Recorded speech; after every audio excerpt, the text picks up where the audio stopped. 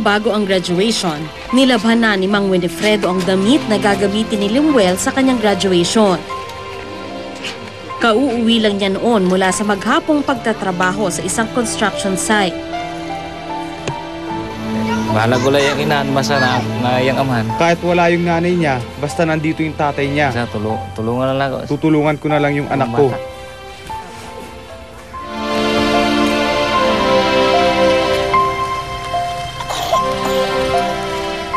Ang pamilya naman ni Mayen at Michelle bumisita sa dati nilang tirahan sa Bayug Island.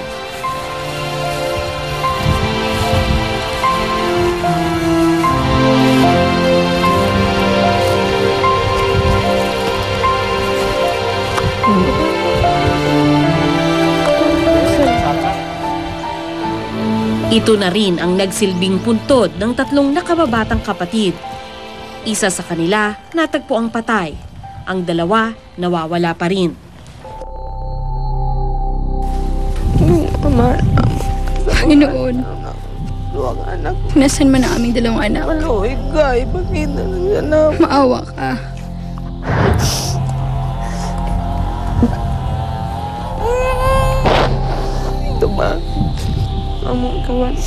Ipakita niyo niya siya sa amin.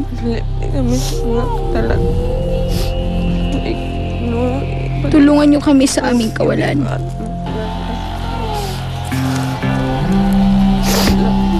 Ilang minuto ring puro hikbi lang ang narinig ko. Pagkatapos, kahit hindi naman ako nagtatanong, kusang dumaloy ang mga alaala.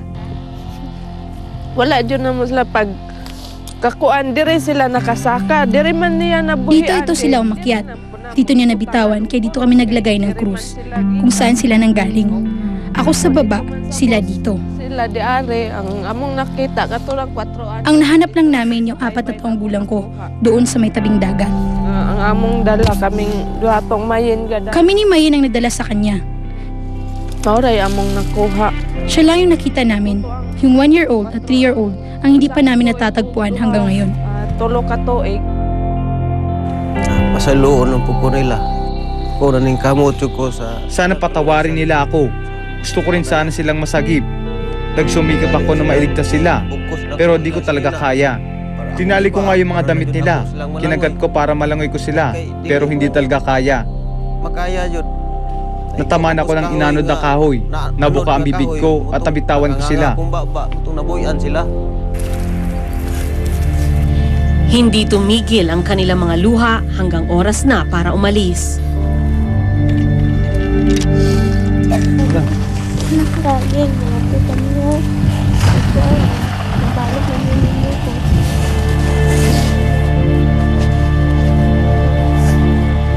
Sige, pag-ayo-ayo na lang niya. Mag-ingat kayo at sana maayos ang inyong pamamahinga.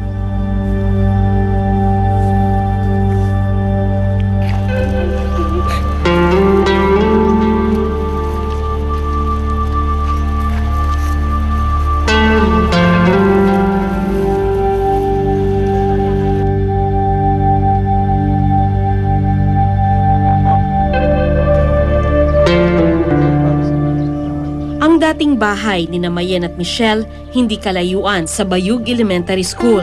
Sa lugar ding ito, huling nakitang buhay ang mga kaklaseng sina Jackie at Raymart.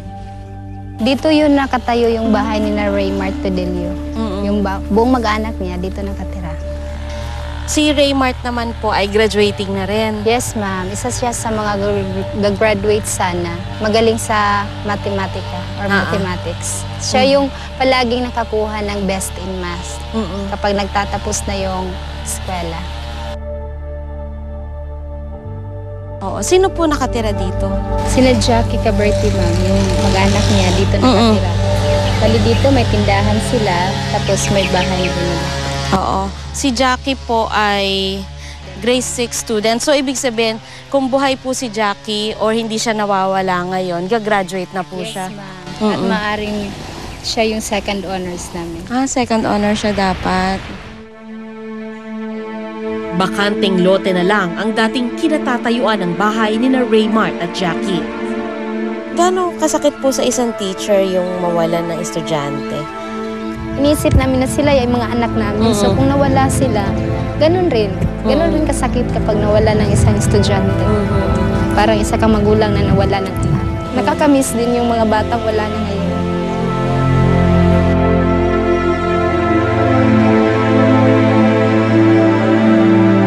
Hindi na natagpuan ang buong pamilya ni Raymart. Sa pamilya naman ni Jackie, tanging ang ate niya na nasa Davao noon ang natirang buhay. Ang mga larawang ito na lang ni Jackie, kanyang mga magulang at mga kapatid ang naiwan sa tiyuhin na hanggang ngayon ay nagluluksa pa. Kung nabalitaan ko sa pamangkin ko, talagang masipag yan mag-aral. Tapos, mabait na bata, tapos matalino. Pag umpisa pala na sa grade 1 hanggang grade 5, mayroon talagang medal yung bata. Mabait na bata. Tapos sayang lang ba? Sayang.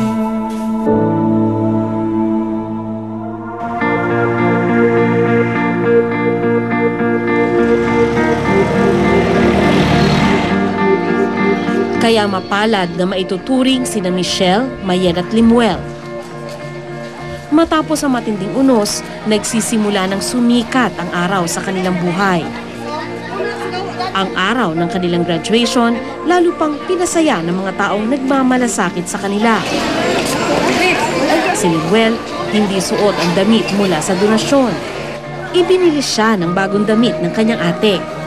Nagtrabaho po kasi ako tapos yun. Ako ng pera sa kasama ko. Tapos yung binili ko po ng pang niya, mga damit, saka yung slacks. Yung sapatos niya, saan nanggaling? Yan, dito lang yun. Donation. Ang magkapatid na si Mayen at Michelle naman, nagkaroon ng damit at sapatos sa tulong ng kanilang teacher. Bilang mga guro, kami naghahanap ng mga iba't ibang organisasyon or sa pamamaraan ng pag-solicitation para maibigay namin yung mga kakulangan ng mga bata. May kaibigan ng kasamahan ko na nagbigay ng sapatos, mga 15 students yung nabigyan. Tapos yung toga nila, may nag-sponsor din. Lahat sila nabigyan ng toga. Habang naghahanda ang mga bata, abala rin ang kanilang class advisor sa pagkakabit ng mga lobo sa upuan. Nakasulat sa lobo ang pangalan ng mga batang pumanaw sa kasagsagan ng bagyo. Noong una, inisip kong ito ang araw na makakalimutan ng lahat ang kanilang masamang nakaraan.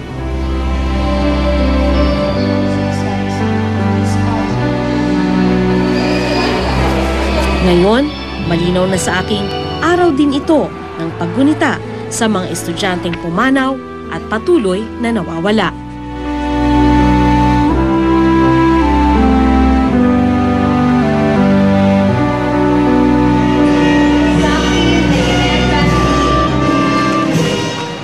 Masaya ka ba nag-graduate? Hindi? Hindi ka masaya nag-graduate? Hindi po. Kasi hindi po kumpleto ang pamilya namin eh.